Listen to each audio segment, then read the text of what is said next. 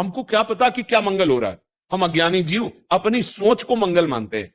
छोटा बच्चा जैसे चाकू से खेलना चाहे और माँ चाकू छिना के उसे रोके तो उसको बुरा लगता है। छोटा बच्चा कीचड़ में खेल रहा है, माँ उसे ला करके बाथरूम में स्नान करा के श्रृंगारित करना चाहे, उसे बुरा लगता है, माँ बहुत बुरी है, हमें खेलने नहीं दिया।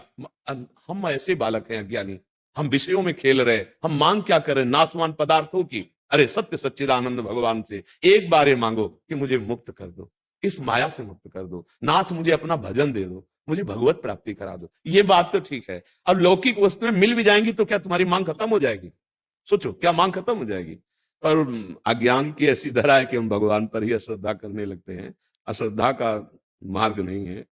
अब ये भगवत मार्ग सबको ही कैसे पकड़ पाएगा? उसको चाहिए रुपया, उसको चाहिए भोग सामग्री, उसको चाहिए और कर्म निषिद्ध कर रहे हो कैसे? संपत्ति ऐसे मिलती है, पुण्य आत्मा को संपत्ति मिलती है। आज वो पाप कर रहा है लेकिन पीछे का पुण्य काम कर रहा है तो संपत्ति मिल रही है। आज तुम धर्म से चल रहे हो, पीछे तुम्हारे पाप है, इसलिए तुम्हारे सामने संपत्ति नहीं आ पा रही।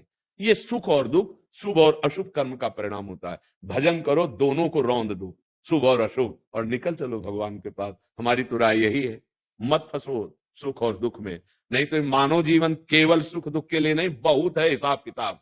न जाने कितने बार हमको जन्मना मरना पड़ेगा, क्या क्या बनना पड़ेगा। हाँ, 83,99,999 योनियों के बाद एक प्लस ये 84 लाख पूरा होता है। ये मानो दे यार, ये निकलने के लिए मिला है इस माया से, इस जन्म मरण के चक्कर से। अब हमारी बात समझ में आ जाए तो राधा राधा कहो, अच्छे आचरण करो, और जो दुख सुख आ जाए भगवान का प्रसाद समझकर सह जाओ।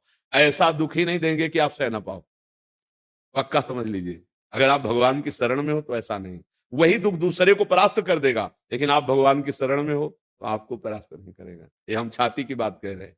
हाँ, अगर वो 100 ग्राम दुख देते हैं तो 1 किलो सुख दे देते हैं।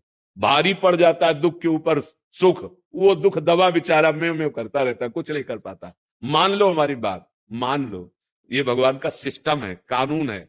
कानून के विरुद्ध हमसे आचरण हुए, उनका भोग भोगना पड़े। भले आपने कानून बनाया है, जैसे यही कानून के विरुद्ध है तो चाहे 1 घंटे के लिए दंड रूप में आपको जेल जाना पड़ेगा। भले आपने कानून बनाया है, लेकिन आप अगर उसके विरुद्ध चले तो आपको भी जाना पड़ेगा।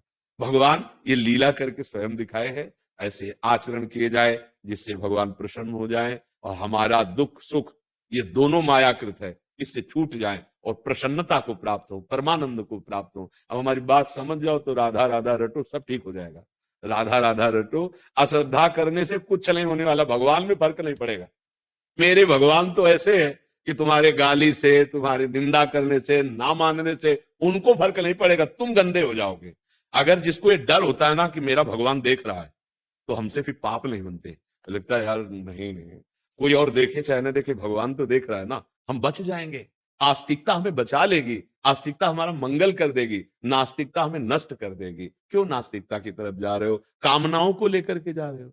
ये कामनाएं किसी की पूर्ण नहीं, किसी की, ये बढ़ती चली जाती है। हम कई बार एकांतिक में कहा, एक कोई बात बता दो, अगर ये बात पूरी हो जाएगी तो हम कभी कुछ नहीं चाहेंगे। आप ऐसा नहीं बोल पाओगे, नहीं बोल पाओगे। वो एक बात केवल भगवान है। जैसे आपको पारसमणि मिल जाए तो किलो 2 किलो सोना की आवश्यकता नहीं रहेगी, पहाड़ का पहाड़ बना सकते हो सोना। तो अनंत ब्रह्मांडों को बनाने वाला जब मिल गया तो फिर और क्या। भगवान कहते हैं जैसे निर्मल मृदु जल का भारी जलाशय मिल जाए तो छोटे छोटे गड्ढों की याद नहीं आती, ऐसे भगवदानंद है। यदि कहीं प्रभु का आनंद मिल जाए तो ये काम क्रोध लोभ मोह मद मत्सर जो हमको रौंद रहे हैं, इनसे हम बच जाएंगे। हमारी मांग भगवदानंद है। इसलिए आस्तिकता को हमारी प्रार्थना मत मिटाइएगा, नहीं आप ही नष्ट हो जाएंगे। भगवान का कुछ बिगड़ने वाला नहीं है। राधा राधा रटिए, अच्छे आचरण कीजिए, आपका आगे जो आने वाला इसका परिणाम होगा वो बहुत आनंददायक होगा। पीछे जो हमसे गलतियां हुई उनको हम भोग लेते हैं, वो भी बहुत कम करके मिल रहे हैं, वो भी भोगने की ताकत दे रहे हैं भगवान। आगे जो हमें मिलने वाला है, अभी जो बो रहे हैं, ये बहुत बढ़िया है। इस पर अविश्वास मत कीजिए।